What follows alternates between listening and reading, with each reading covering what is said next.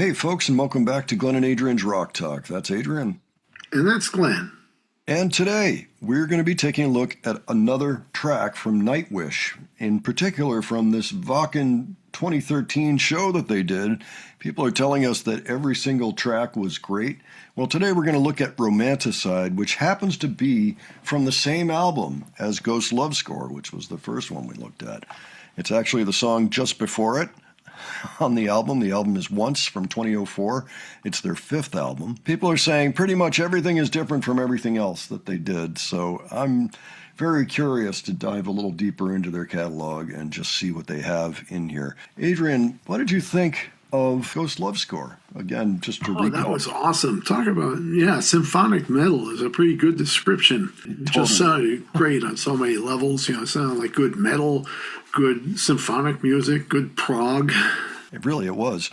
And they didn't even need like a major guitar solo or anything. It wasn't necessary to the song. Yeah.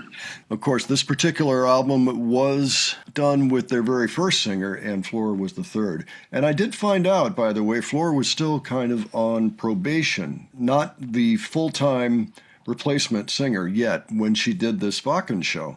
They were going to wait until after this set of festivals were done, and then the band was off the road for a little while before deciding whether or not she was the right fit for the next album. And they decided she was. She's still in the band today. Well, why don't we go ahead and look at this, and then we will talk about it afterwards. All right. All right.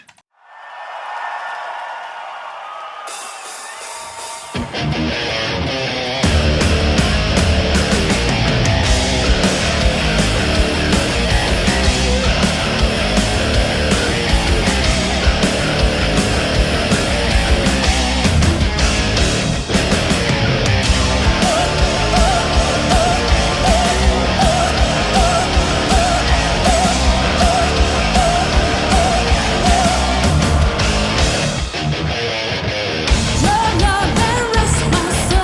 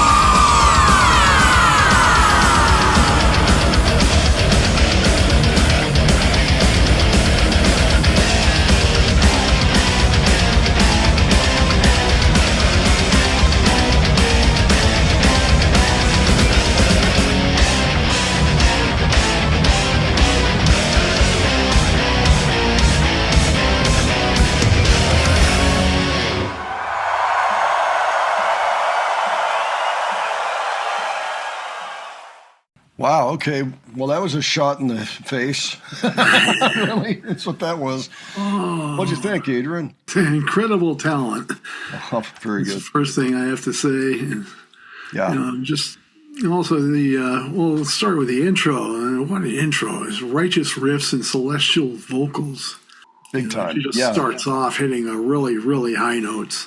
Yeah. I know. You're right. You're right. I'm noticing that it was kind of like a suite, sort of like the last song. There were very specific segments that were separate from the others. You know, like where the bassist there got in his vocals, for example. That was kind of a different thing. It almost sounded like something you'd almost would have heard on a 70s AC/DC album, you know? And then suddenly it sounded like a thrash song, and then it also sounded like more orchestral things going on. Yeah, I mean, several different genres were hit all within a short time span, you know, in there. Which I thought was cool. I mean, it worked. I thought the music and lyrics were both done with spectacular intensity, genius, and creativity. Yeah, they seem to have a lot of that going on in the band. I mean, the drummer, Juka, sounded unreal in many of those portions. He was just operating on a different level. You know, he just kind of smashing things, amazing beats out really fast. And of course, Tomas was pretty amazing. I mean, everybody in there was doing incredible things. You know, Floor again, and boy, she was really spinning her head around a lot. I was almost getting a headache watching that. Like, oh man. You know, when you have hair like that, I'm sure it works as a natural ballast. You know, naturally, it's like no big deal. Yeah. Flora looks like she could be a mythological figure. She must have one hell of a presence in real life. Well, really, they all kind of look that way. You know, I mean, Marco, the guy on the bass, he looks like he stepped off a Viking ship or something, you know. Yeah, that's true. Yeah, Chico was amazing with Empu on guitars. Definitely a good continuation of what we just saw in Ghost Love Score. A little bit easier to digest because it's shorter. It's still 5 minutes, but it's a very successful mini suite, I think, is what I would call that. Yeah, I guess I would say the music is magical to our ears and brain. Yeah, that's a good way to put it. Really wild stuff. I loved the energy level. I loved the way the crowd was vibing on it. By the way, that burning steer icon, as soon as I had the thing up on the internet, as a matter of fact, our video, I was like, wait a minute, that's actually the Wacken logo. And many people pointed that out. I'm like, okay, well, thank you very much. I should have known that. Wacken's been around 1990. I think it was a farm or something like that. Apparently, it still is a farm. Yeah. But it started with only 800 people attending. You know, so good. They've scaled up very nicely. It seems to be a great place to have a concert.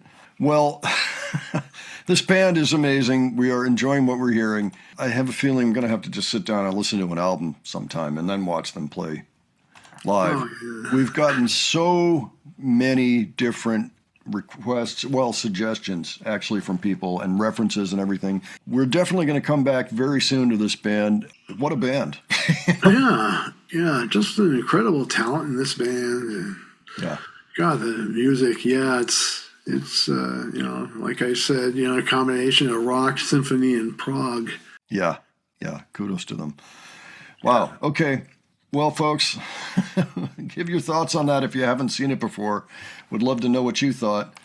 I think we were sufficiently blown away by that performance, and we'll be doing something else very soon. And if you enjoyed this video, please give it a like. And if you enjoyed the presentation, please subscribe. All right, thanks so much for joining us today. We will catch you on the next one. Take care, folks. See you all later.